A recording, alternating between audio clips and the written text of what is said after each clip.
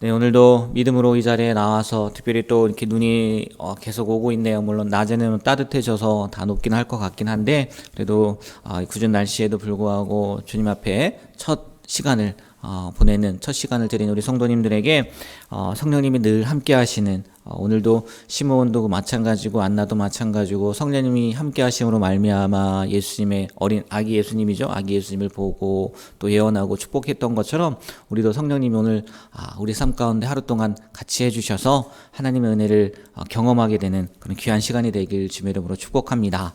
네, 오늘 함께 읽은 누가복음 2장 21절부터 40절까지의 말씀, 예수님이 할례 받은 얘기도 나오고 또 조금 전에 말씀드렸던 것처럼 시므온 또 안나의 예언 그리고 찬송에 대한 이야기들이 기록되어 있어요. 오늘 21절 읽었는데 시작을 보면요, 예수님께서 태어나신 지 8일째 되는 날 할례를 행하는 날에, 그러니까 일주일 동안은 이름을 안 지었던 것 같아요. 뭐 이때 태명이 있었는지 모르겠지만 이름을 짓지 않고 8일째 되는 날 할례를 행하는 날에 예수라고 이름을 지었다라고 이렇게 성경은 기록을 하고 있어요. 그리고 또 그것뿐만이 아니죠. 이 이름이 요셉이나 마리아가 임의로 이렇게 붙여준 게 아니라 마음에 감동이 되어서 난 이렇게 좀 내 아이의 이름을 이렇게 져야지가 아니라 오늘 말씀에도 나오고 또 앞에 말씀에도 나오긴 하지만 천사 가브리엘을 통해서 받은 이름이잖아요. 아들을 낳으리니 이름을 예수라 하라라는 것을 받고 받은 대로 뭐 이때 보통 이때 이름을 졌던 것 같아요. 할례 받을 때 이렇게 이름을 졌던 것 같은데 예수라고 했다는 거죠. 그리고 그 뜻은 조금 전에도 제가 말씀을 드렸던 것처럼 자기 백성을 저희 죄에서 구원할 자. 뭐 마태복음에 나와 있긴 합니다. 그리고요, 우리 사도행전 하고 있지 않습니까? 누가복음, 뭐 사도행전 다 누가가 기록을 했는데, 우리 지난주 말씀, 지지난주였죠? 사도행전 4장 12절 말씀을 보면, 천하 인간의 구원을 얻을 만한 다른 이름을 우리에게 주신 적이 없다라고 하면서 예수를 설명하잖아요. 그러니까 예수님께서 구원을 주실 이름이라는 거죠. 이 이름 자체에도 그렇게 들어가 있고, 저희 백성을 자기 죄에서 구원할 자라고. 그러니까 뭐 이렇게 주일날 이렇게 5가지 이렇게 쭉 말씀을 드리는데 진짜 구원자에 대한 것을 명확하게 누가는 설명을 하고 있는 거예요. 예수님의 이름조차도 뭐라는 거예요? 구원자다라는 것을 설명하고 있다는 거죠. 근데 그 이야기를 드리려고 하는 게 아니라, 여러분, 이 구원자라는 이름, 예수라는 이름, 우리가 이런 얘기 많이 하잖아요. 영원한 이름이다. 예. 그래서 그 찬양도 있을 걸, 영원한 이름 예수. 뭐 이런 찬양의 가사도 있단 말이에요. 여러분, 왜 이렇게 예수님을 영원한 이름이다, 예수님의 이름을 영원하다라고 이렇게 표현을 하고 또 이야기를 하고 고백을 하고 또 고백을 해야 되는 줄 아십니까? 뭐 그냥 우리는 단순히 그냥 영원한 이름 이렇게만 생각을 하고 그렇게 믿는데, 우리가 계속해서 그것을 고백을 해야 되는 이유를 아시냐는 거예요. 왜? 이름에 나와 있는 것처럼요, 예수님의 이름이요, 뭐 한다고요? 우리에게 무엇을 주신다고요? 구원을 주시는 거란 말이에요. 구원을. 근데 그 구원이요, 과거 구약처럼 그냥 1년에 한 번, 예? 제사 지내면서 어린 양이나 소나 염소 머리에 손을 얹고 이렇게 전가를 시키지 않습니까? 그래서 그 양이나 소나 염소를 잡으면 우리의 죄가 용서받는단 말이에요. 근데 그게 1년짜리잖아요. 1년짜리. 1년짜리. 아니면 그때 가서 속죄제를 드려야 되고. 근데 예수님의 이름은 뭐 하다고요? 영원하다는 거예요. 영원하다는 거. 주일날 말씀을 드리면서도 참 사람은 한결같지 않다. 그래서 성령 충만해야 된다라고 이야기를 하면서 그때 성경 얘기를 잠깐 했거든요. 히브리서 말씀 보세요. 지금 누가복음도 그렇고 사도행전도 그렇고 누가복음도 그렇고 마태복음의 이름의 뜻이 나오니까 보면은 사람이 다르단 말이에요. 물론 마태복음과 누가복음의 차이는 그렇게 많지 않아요. 근데 히브리서 말씀에 보면요, 이런 말씀이 있어요. 뭐라고 나와 있냐면, 예수는 영원히 계심으로 그 제사장 직분도 갈리지 아니하느니라. 그러므로 자기를 힘입어 하나님께 나아가는 자들을 온전히 구원하실 수 있으니 이는 그가 항상 살아계셔서 그들을 위하여 간구하심이라. 히브리서 기자도요, 이렇게 기록을 하고 있어요. 예수 이름은 뭐라고요? 영원하다는 거예요. 영원하다. 그래서 그에게 간구하면요, 구원을 해주신다는 거예요. 그것도요, 항상.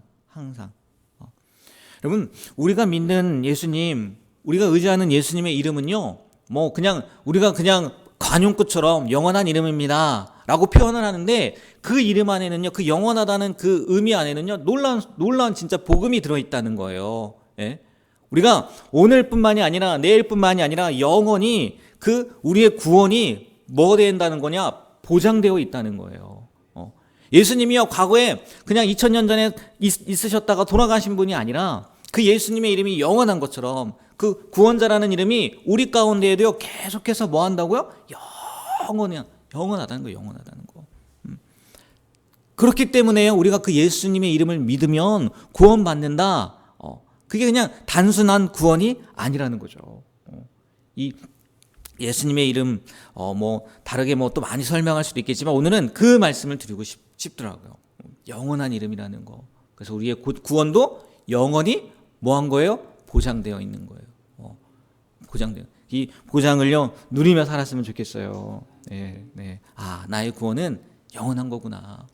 저번에 받았다고 다시 이렇게 뭐 내가 잘못해서 취소되고 뭐 이런 게 아니구나. 예수님의 이름이 영원한 것처럼, 그 구원의 효력이 영원한 것처럼 나의 삶 가운데에도 영원한 거구나 라고 생각하고 믿고 늘 감사하며 살아가시게 되길 주님 이름으로 축복합니다. 네. 그리고 또 하나 말씀드릴 게 뭐냐면, 25절부터 40절까지, 이제 24절까지는 그 예수님의 이름에 대해서 뭐 그런 얘기들이 나오는데, 25절부터 40절까지 말씀을 보면 두 사람이 등장하죠. 시므온과 안나라는 사람이 등장을 해요. 예수님이 아니죠. 마리아와 요셉이요, 예수님이 태어났단 말이에요. 그래서 그 유대인의 예식에 따라서 8일 만에 할례를 하고, 그리고 아들이잖아요. 첫 번째 아들이잖아요. 그래서 헌신례, 예전에는 이게 뭐 헌신례라고 하는데, 그 처음 것을 드리는 그 예를 하러 성전에 가는 거예요. 예수님이 부모님이 그렇게 부자는 아니었던 것 같아요. 비둘기를 얘기하는 거 보니까. 그리고 그것뿐만이 아니라 이 헌신례뿐만이 아니라 또 정결 예식도 해야 돼요. 레위기 12장에 보면은요, 뭐가 나오냐면, 여자가 출산했을 때인데, 남자아이를 낳았을 때나 여자아이를 낳았을 때 그 정결 예식을 하는 방법이 또 날짜가 다르거든요. 남자 같은 경우에는 8일 만에 할례하고 그 뒤에 33일인가 더해서, 그러니까 한 40일 만에 올라가서 정결 예식을 해야 되고, 여자는 한 2배 정도 되는 것 같더라고요. 2배 정도 올라가서 정결 예식을 행해야 된단 말이에요. 지금 예수님도요, 부모님이 유대인이니까 그 예식을 행하기 위해서 성전으로 갔단 말이에요. 근데 성전에서 누굴 만나요? 시므온과 안나를 만났다는 거죠. 시므온과 안나. 그래서 이 시므온을 뭐 설명하기는, 시므온은 의롭고 경건하여 메시아의 도래를 기다리던 자다. 근데 이 사람도 나이가 많았다고 표현을 하고, 나이를 많았다고. 그리고 안나는 아주 자세하게 설명을 하고 있어요. 결혼한 지 7년 만에 과부가 되어서, 예전 성경에는요, 지금은 뭐 84세가 되었다. 그래서 나이가 한 84세구나 라고 이렇게 딱 생각할 수 있잖아요. 근데 예전 성경에는 이렇게 명확하게 얘기를 안 하고, 과부가 된 지 84년이 지났다, 이런 식으로 해석을 해놨어요. 번역을 해놨어요. 그러면 그렇게 따지면요, 안나가 몇 살이 되는 줄 아세요? 보통 이스라엘 그 여자들이 조혼이라고 해서 14세에 결혼을 한단 말이에요. 보통 14세가 결혼할 나이예요. 근데 진짜 짧게 잡아서 14세 때 결혼을 했어요. 그리고 7년을 살았어요.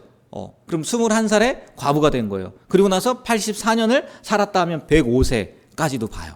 105세. 옛날 성경으로 보면 105세까지도 보는 거예요. 근데 뭐 그 이야기를 드리고 싶은 게 아니라, 두 분 다 뭐 했다는 거예요? 연세가 있으셨다는 거예요. 많았다는 거죠. 그래도 하나님께서 건강을 주셨는지 다 성전까지 가셔서, 시므온은 정말 자기에게 예언했던 것처럼 죽기 전에 네가 구원자 볼 거다, 예수님 만날 거다 했는데 그 아기 예수를 만나게 된 거고, 안나도 안나는 보니까 이 성경 말씀을 준비하다 보니까 이렇게 표현을 하더라고요. 이 안나는 그 당시에 유명했던 분 같다라고 얘기를 해요.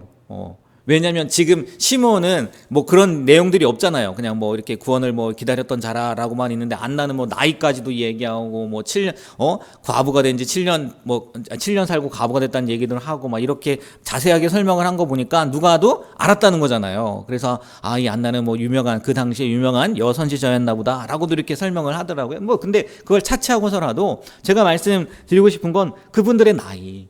예. 저는 그게 이렇게 눈에 띄더라고요. 나이가 많았더라. 그리고 84세가 되었더라. 뭐 이런 게.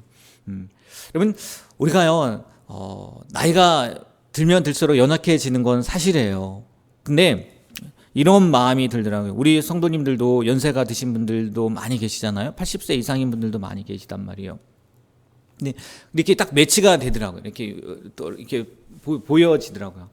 우리 교회 어르신들도 이런 시므온처럼 안나처럼 이렇게 영광스러운 복된 삶을 살면 얼마나 좋을까라는 그런 생각이 들더라고요. 그래서 먼저는 뭐 지금 여기 앉아 계신 분도 이렇게 연세가 있으신 분도 계신데 건강했으면 좋겠어요.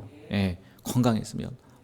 그리고 주님께서 주신 그 건강을 가지고 여기 젊은 분, 저도 젊지만 보통 우리가 그렇잖아요. 70대 되면은 뭐 그래도 감사한 거죠. 교회는 70대 은퇴니까. 세상은 60대 은퇴하고 막 그러니까. 근데 교회 이렇게 신앙생활 하다 보면 이게 뭐 장로님 뭐 이제 이번에 또 은퇴하시지만 은퇴하시면 이제 다 끝났다라고 이렇게 생각을 하는 경우들이 많이 있더라고요. 근데 우리는 그러지 않았으면 좋겠어요.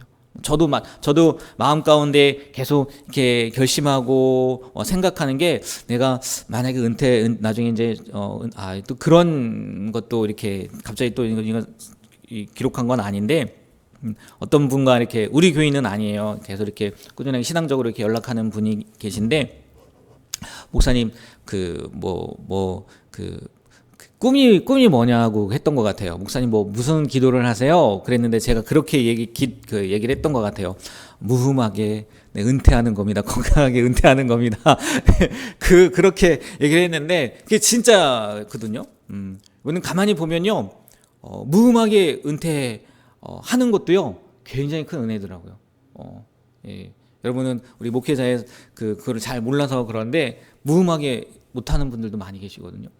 그리고 정년 70대까지 건강하게 사는 것도요 진짜 은혜더라고요.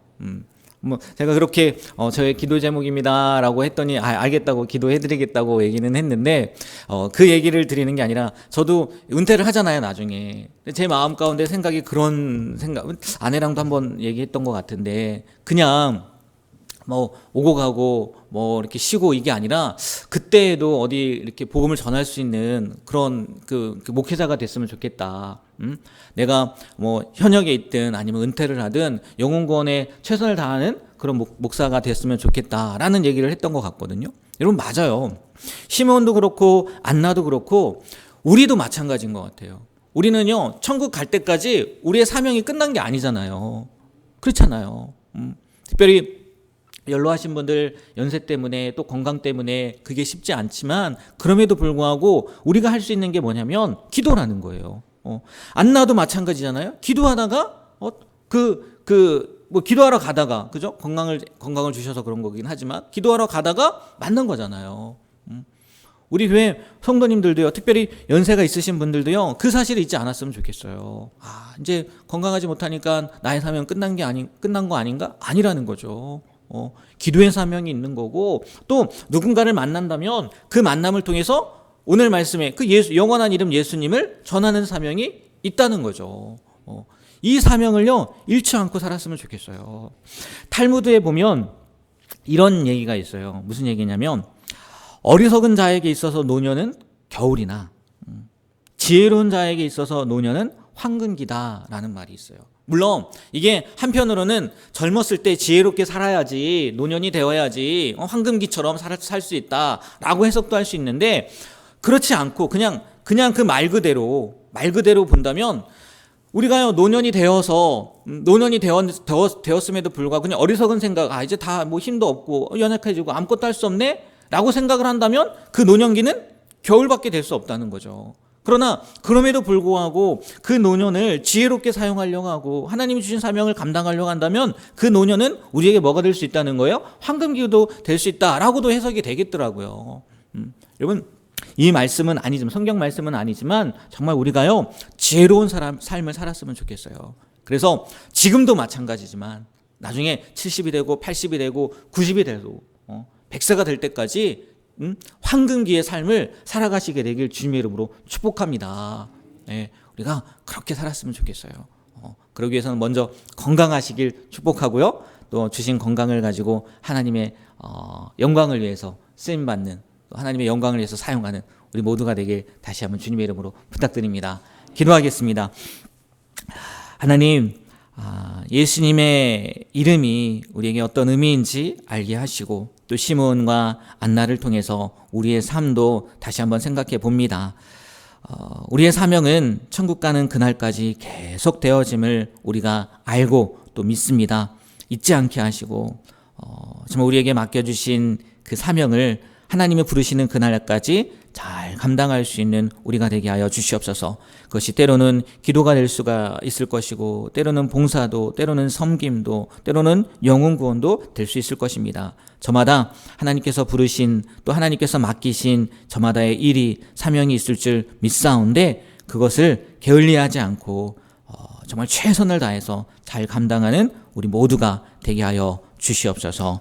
그렇게 해 주실 것을 믿고 또 능력과 힘과 용기와 모든 필요한 것을 주실 하나님을 기대하며 예수님의 이름으로 기도합니다. 아멘.